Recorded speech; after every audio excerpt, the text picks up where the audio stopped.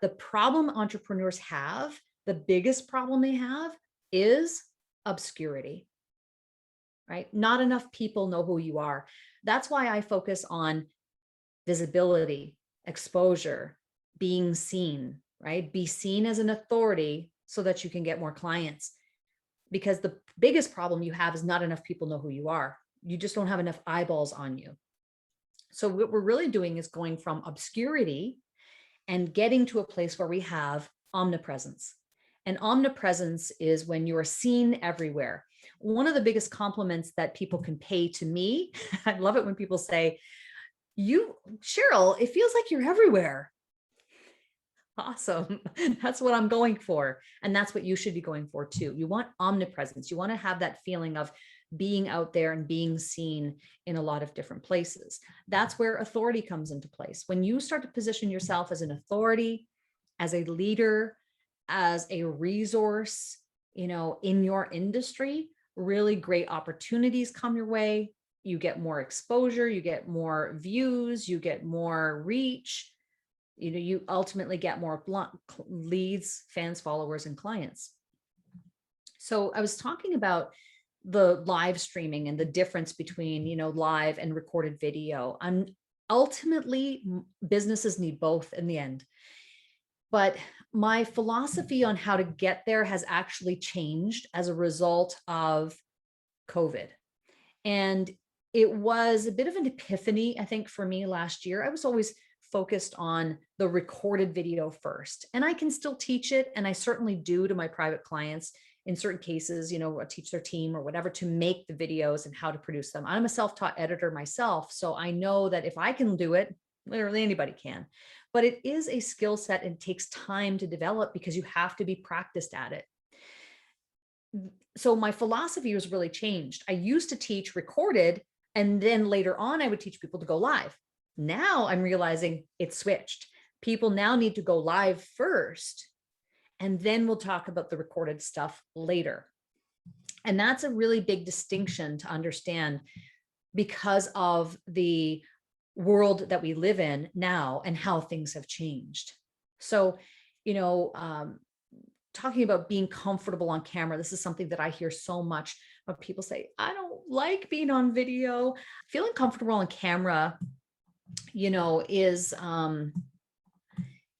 there's no other way to get around it than to practice. And it's unfortunate that may not be the answer you wanted to hear, but I never tell people not to be nervous.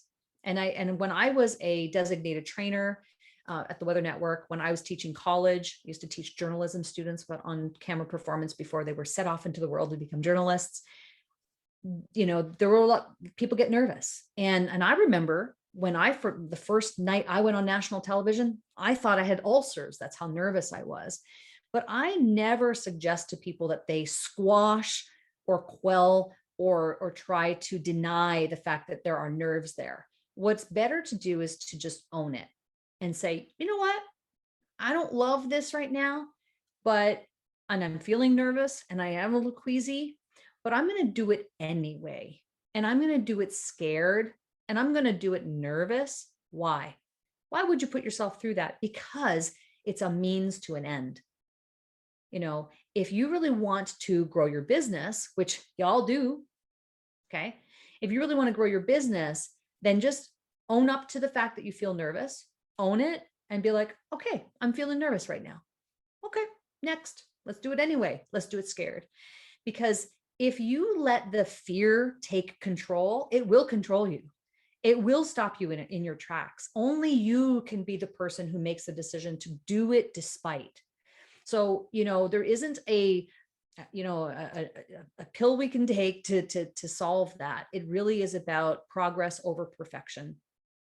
Perfectionism is the thing that rears its ugly head every single time. I come from the world of television broadcasting.